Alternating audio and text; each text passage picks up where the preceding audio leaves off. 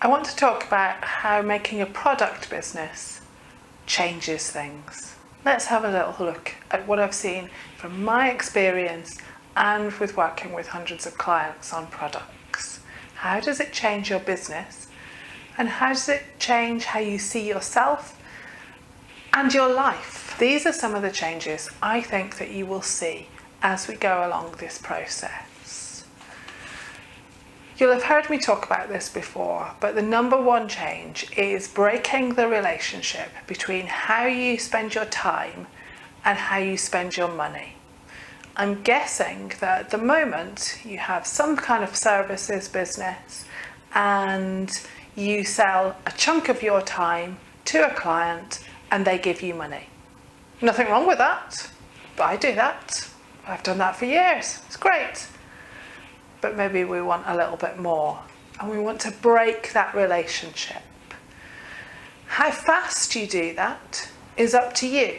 Some people love still having some clients, some one-to-one clients. I do. I still see people one-to-one and chat on the Zoom to them.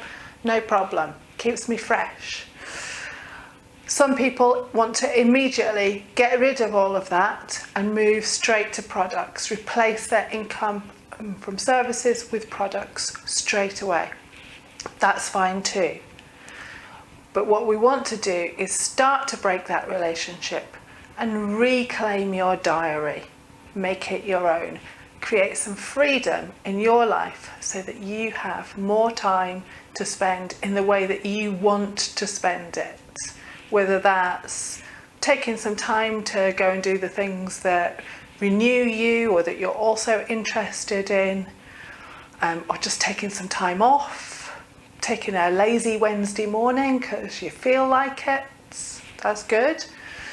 Or whether it is just being able to choose when you do certain actions through the week rather than having client meeting.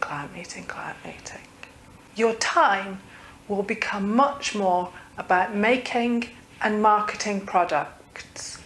And this will start to take over in your attention, your mental bandwidth, and what happens in your diary. While you've still got those one-to-one clients and you're still selling some time for money, what you will find is that you're able to do that work more effectively. While you've still got those one-to-one clients and you're still selling some time for money, you will find that you can be much more productive and effective in that work because you have these assets that you've made for the products. So instead of taking people through a process, taking clients through this is how you need to do it, you can give them the spreadsheet that you've made for a product and they can go off and do it. Or in my case, I used to explain things like this and draw pie charts on the Zoom calls. And now I can just show people a diagram that I only got round to doing because I made it for a product. That's made me do better work with clients in explaining this thing because my crappy diagram with my hands didn't really work. My nice diagram that I did for the product is much better. But it's also so much faster to do that. I think that you're going to enjoy the new skills that you learn in the process of making your products. This is one area that people get a little bit nervous about. Oh, I don't know how to make a video course, or I don't know how to build that Excel template, or whatever it is. And it can also, let's be frank, lead to some swearing and frustration along the way, because that's what happens when we develop new skills. We don't know how to do it and we get frustrated, and then we try it and we get some help with it, and then eventually we can do it, and then we're zooming around. It's a bit like learning to drive. We were all rubbish when we first sat there, and now even I can do that. Some of these new skills you'll also be able to adapt to other parts of your work. I found that recording videos has made me better on Zoom calls. Running workshops has made me better at doing videos. All of the work that I've done on products, because there's been a lot of writing, has meant that I've become a better writer. So we upskill by doing this. Added bonus. And let's think about the money side of this as well. You will come to enjoy Stripe emails coming into your inbox saying, you have £24.35 or you have £196.64. They're always slightly weird amounts with Stripe because they take their little percentage off. Even though they're weird amounts, we like having them come in. We like those emails saying, an amount of money, £24, etc., has just landed in your bank account. It's all good. The other day, I had exactly that experience. I finished a client session on Zoom and, like I do, probably shouldn't do, but I do, I went and checked my email. And while I had been talking to a client and she was paying me for my time, somebody had bought a product and somehow in that 2 hours, I had made an extra £200. It's good. I like that. Little bonus.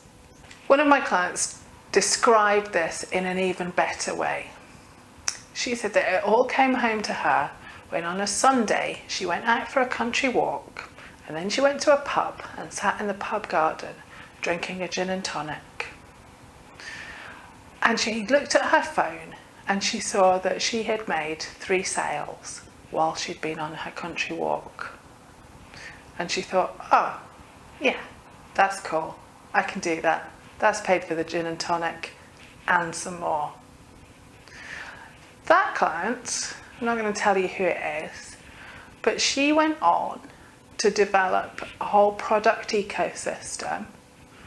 And over the last 12 years since we started on those products, she's developed that, she's built a reputation, she got a book deal and got large chunks of money in her advances for her books. She's now got, I think, 7 different books in her specialist area.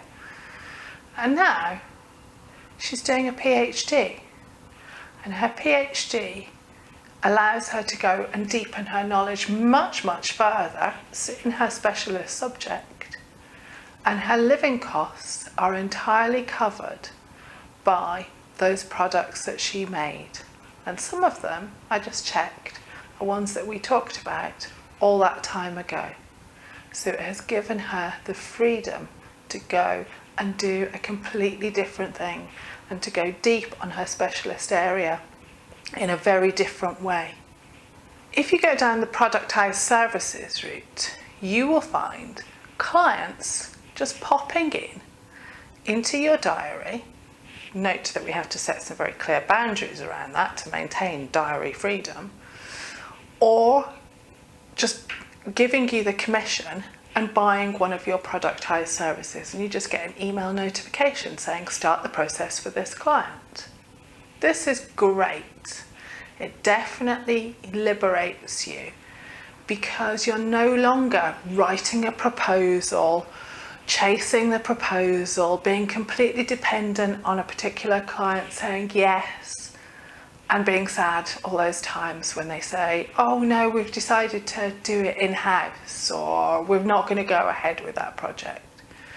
You can just attract lots of people who can self-serve and come and buy your productized service, and then you can get on with it. So there's some nice efficiencies in ditching all of those transaction costs. The other thing that's really nice about products, and I don't know if this is just me, but you start to get people from all around the world buying your stuff. For me, there's something just very exciting that I'm in my little office in Brighton and that somebody from India or Thailand or New Zealand has bought something from me. They've found me and they've given me some money. And they've invested enough without knowing me, except from all of my stuff on the internet. They've bought. And the fact that we can do that, there's just something quite sexy and exciting about that. I hope you get that too, and I hope you have as much enjoyment from that as I do. You will have a launch, and you will have the launch jitters. I don't know anyone who doesn't, actually. even people who are really well established will still think, oh, is it going to work this time? What are we doing? Is it going to be okay? And on day 3 of the launch, when there's no sales coming in because you've hit that dip, and you have to wait for day 5, when all the sales actually come in at the very last minute, why can't people just buy on day 1? You will have that helter-skelter little experience. And I won't pretend that that's fun, but it is part of it. So let's look forward to that, because I will be putting my foot down and suggesting that you do a launch. And you will have a product or a launch, you will have something that fails. As you go forward, there will be some sort of failure, at least at first. I've had products that I thought, yeah, this is fantastic. And 4 people bought it, and well, I needed 10 people to make it work, so I had to give them all their money back. Didn't like that. You will have something that fails. And maybe you can recycle it and use what you put into that product in a different way. Maybe you can sell something else to the 4 people that did buy it. That's what I tried to do. Or maybe you can launch it at a different time. That's okay too, because something that fails now might be successful later on when you've got a bigger audience, or world conditions are different, or the moon is in a different phase. Sometimes you can't tell exactly why something failed. But there will be something that you'll go, oh, that wasn't so good. And then you'll pick yourself up and enjoy all the other good things. Just being realistic here. You will start to recognise repeat buyers. And sometimes these will be people who you've never met, and that's okay. But you'll recognise their names and think, oh, look, there's so-and-so. You don't know them, but they feel like friends because they bought 1, 2, 3 things. That's a nice feeling as well, because it's giving you that little ego boost, that little reassurance that when they bought the first thing, they liked it enough that they bought another thing as well. It's good. That's a nice feeling. At some point, you'll invent a premium or an upsell that is a large chunk of money. You might already be thinking about that. And you will realise that effectively, you have just charged more than £1,000 an hour. That is a good feeling, because at the moment you probably don't get £1,000 an hour. Maybe you do, and that's your regular rate, but for most of us £1,000 an hour is quite a chunk of money. So with the products, with the premiums and the upsells and the big chunky ones, you can add that in and think, yeah, okay, I made good money on that one. That's fine. And eventually, when somebody at a party or in the pub asks you, what do you do for a living? You will talk about the products, not about the services. And I'll be honest with you, it's more difficult to explain what you do in terms of products than it is in terms of services. But that's an okay problem to have, and you'll work that out. But it will show when that moment comes that you truly have pivoted to products. Well done. Want to learn more about the art of productizing your expertise? There are new videos here every week. Here are a couple of good ones to get you going.